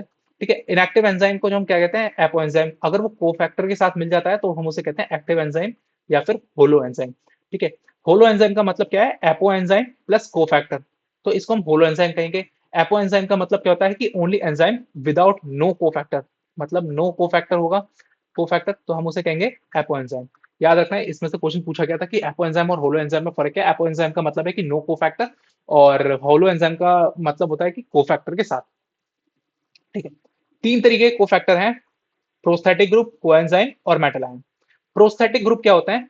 ऑर्गेनिक और नॉन प्रोटीन, टाइटली बाइंड रहते हैं और permanently bound to the enzyme. Peroxidase, catalase and example है हीम ग्रुप। जैसे मैंने आपको बताया था ना कि haemoglobin act as an enzyme. Haemoglobin में हीम क्या होता है? एक आयरन पार्ट है। ठीक है, उसके साथ प्रोस्थेटिक ग्रुप, यानी कि उसका कोफैक्टर क्या है? Haem. Haem is a prosthetic group. ठीक है, हीम किसके अंदर? हीमोग्लोबिन के अंदर, HEA, हीमोग्लोबिन। हीमोग्लोबिन क्या होता है? एक्ट एज एंजाइम की तरह वर्क करता है। एग्जांपल हो गया। कोएंजाइम्स होते हैं लूजली बाइंड रहेंगे, लूजली बाइंड, जैसे डिहाइड्रोजिनेज एंजाइम। इनके साथ कौन वर्क करेगा? NAD, NADP and FAD and coenzyme. ठीक है, कोएंजाइम। मेटल आयन कौन से होते हैं? Inorganic metal. ठीक है, बाइंड्स टू एंजाइम्स और सबस्ट्रेट। कार्बोनिक एनहाइड्रेज और एमाइलेज इसका एग्जांपल है, जैसे ZnMg2+, कॉपर एंड आयरन। ठीक है, ये सारे के सारे मेटल एंजाइम है, मतलब इन आयंस की जरूरत रहती है एंजाइम को एक्टिवेट होने के लिए और अपनी मैक्सिमम एक्टिविटी को शो करने के लिए। ठीक है, तो उन्हें मेटल आयन कहेंगे। ये मेटल एक्टिवेटर्स भी कहते हैं। कोएंजाइम जो होते हैं वो मेनली लूजली बाइंड होते हैं, प्रोस्थेटिक ग्रुप टाइटली बाइंड होते हैं। ठीक है, ये इनऑर्गेनिक मेटल रहते हैं आपके। ठीक है, तो आपको ये सारी चीजें कोफैक्टर्स के बारे में ध्यान रखनी है। कोफैक्टर्स आपके 3 टाइप के होते हैं, प्रोस्थेटिक ग्रुप, कोएंजाइम और आपके मेटल आयन। ठीक है, कोफैक्टर जो होते हैं वो आपके लूजली बाइंड, को एंजाइम होते हैं लूजली बाइंड होते हैं, प्रोस्थेटिक ग्रुप टाइटली बाइंड होता है, और मेटल आयन जो होते हैं ये एक तरीके से ट्रांजिएंट फॉर्म होते हैं, ट्रांजिएंटली बाइंड करते हैं, ट्रांजिएंटली। ठीक है, ट्रांजिएंटली, इन्हें हम ट्रांजिएंटली, ट्रांजिएंट मतलब अपनी रिक्वायरमेंट के अकॉर्डिंग बाइंड होंगे और फाइनली रिलीज हो जाएंगे जैसे एंजाइम की रिएक्शन कंप्लीट होती है। ठीक है, नेक्स्ट, ये मैंने कुछ पॉइंट्स लिख रखे हैं। ठीक है, आप कभी भी एग्जाम देने जाओ ना, और अगर एंजाइम से रिलेटेड है, ठीक है, एंजाइम आपका टॉपिक है, तो आप प्लीज इन्हें एक बार रीड जरूर करके जाना। ठीक है, ये एक तरीके से समरी भी है। ठीक है, समरी का भी काम करेंगे, और ये एक तरीके से बहुत इंपॉर्टेंट की पॉइंट्स हैं, इंपॉर्टेंट की पॉइंट्स। ठीक है, एंजाइम्स के बारे में। Enzymes are the biological catalyst that speed up the chemical reaction without being consumed. मतलब एंजाइम का एक तरीके कोई भी कंजप्शन नहीं होता है रिएक्शन के अंदर। Most of the enzyme proteins but catalytic RNA called the ribosome act as a enzyme, ये भी हम पढ़ चुके हैं। Enzymes are highly specific, interacting only with the particular substrate. मतलब each enzyme has a specific substrate to bind. ठीक है, ऐसा नहीं कि हर एंजाइम हर किसी सबस्ट्रेट के साथ जाके बाइंड हो जाएगा, नहीं। Enzyme have an active site where substrate bind and catalysis occur. ठीक है, ये भी हम पढ़ चुके हैं। Enzymes lower the activation energy required for the reaction, increase the reaction rate. Activation energy को लो कर देता है और रिएक्शन रेट को इंक्रीज कर देता है। Activation energy is the minimum energy needed for the reactant to convert to the product. ठीक है, रिएक्टेंट को एंजाइम क्या है, एंजाइम एक्टिवेशन एनर्जी का यूज करता है आपके रिएक्टेंट को प्रोडक्ट में कन्वर्ट करने के लिए। ठीक है, एक्टिवेशन एनर्जी में आपके bond formation and bond breakdown दोनों होते हैं।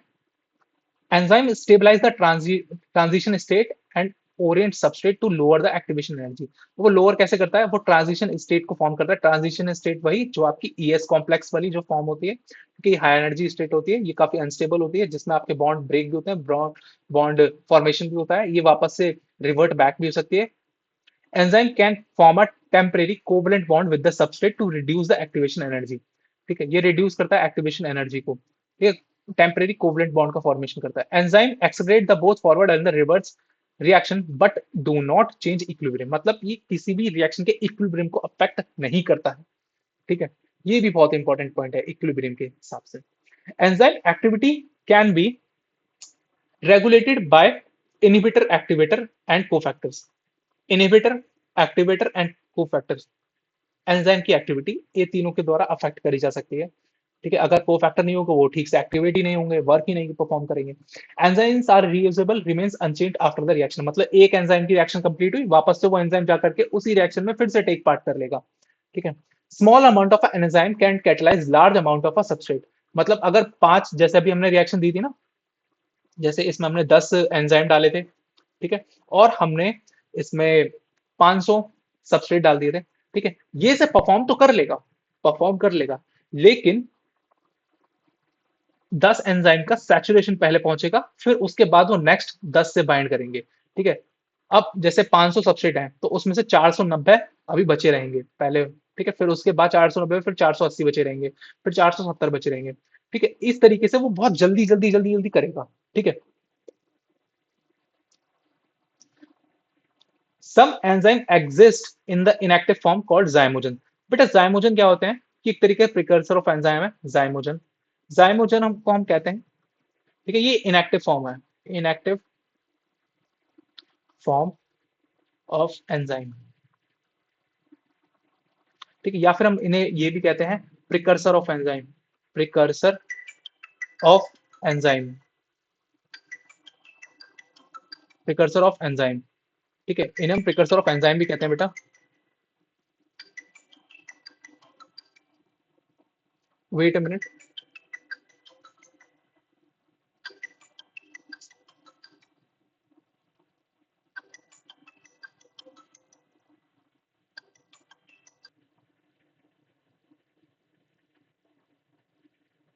तो चलिए वापस से शुरुआत करते हैं। ठीक है, जाइमोजन, इन्हीं को हम कहते हैं प्रिकर्सर ऑफ एंजाइम। ठीक है, that activates under certain condition. ये एक्टिवेट होते हैं पहले इनएक्टिव फॉर्म में रहते हैं, फाइनली एक्टिव जब होते हैं, ठीक है, एक्टिव फॉर्म में कन्वर्ट होते हैं, ठीक है, तो ये अपनी फुल्ली फंक्शनल होते हैं, fully functional form, fully functional form होती है, ठीक है। Enzymes from thermophilic organism can retain activity at high temperature, मतलब एंजाइम जो थर्मोफिलिक ऑर्गेनिज्म होते हैं can retain activity at high temperature. आपने जब पीसीआर के बारे में कभी जाना होगा, कभी पीसीआर अगर आपने नहीं जानते हो पीसीआर के बारे में, तो आप जा करके मेरी बायोटेक्नोलॉजी वाली सीरीज में आप पीसीआर के बारे में बहुत अच्छे से पढ़ सकते हो। पीसीआर में क्या था, पीसीआर में एक एंजाइम यूज होता है जिसका नाम होता है टैक पॉलीमरेज, टैक पॉलीमरेज। ये काफी स्टेबल एंजाइम है, मतलब हीट को स्टेबलाइज कर सकता है, हीट को टॉलरेट कर सकता है, approximately 92 degree Celsius to 96 degree Celsius पे आकर वर्क कर सकता है। मोस्ट ऑफ द एंजाइम्स होते हैं वो इस टेम्परेचर पे आकर डीनेचर हो जाते हैं, लेकिन कुछ ये थर्मोस्टेबल एंजाइम होता है, ये निकाला जाता है थर्मस एक्वाटिकस से, थर्मस एक्वाटिकस एंजाइम है, यहाँ से एक्सट्रैक्ट करा जाता है, ऑर्गेनिज्म है यहाँ से एक्सट्रैक्ट करा जाता है एंजाइम, ये काफी ज्यादा हीट हीट स्टेबल होता है, हीट को टॉलरेट कर सकता है, ठीक है। तो इसी तरीके से आप बने रहिए मेरे यूट्यूब चैनल के साथ, बायोनेक्टर्स एजुकेशन फाउंडेशन के साथ, और अपनी एजुकेशन को और बढ़ाइए और पढ़ते रहिए और बढ़ते रहिए, और बहुत सारे नीट एग्जाम को क्रैक कीजिए, नीट को क्रैक कीजिए, नेट को क्रैक कीजिए, और इस चैनल पे आपको इसी तरीके से मिलती रहेंगी सारी चीजें बायोलॉजी से रिलेटेड, डिफरेंट काइंड्स के टॉपिक्स से रिलेटेड, ठीक है। तो चलिए मिलते हैं, प्लीज मेरे चैनल को सब्सक्राइब करिए, शेयर करिए मेरी वीडियो को एंड लाइक करिए, एंड बाय बाय।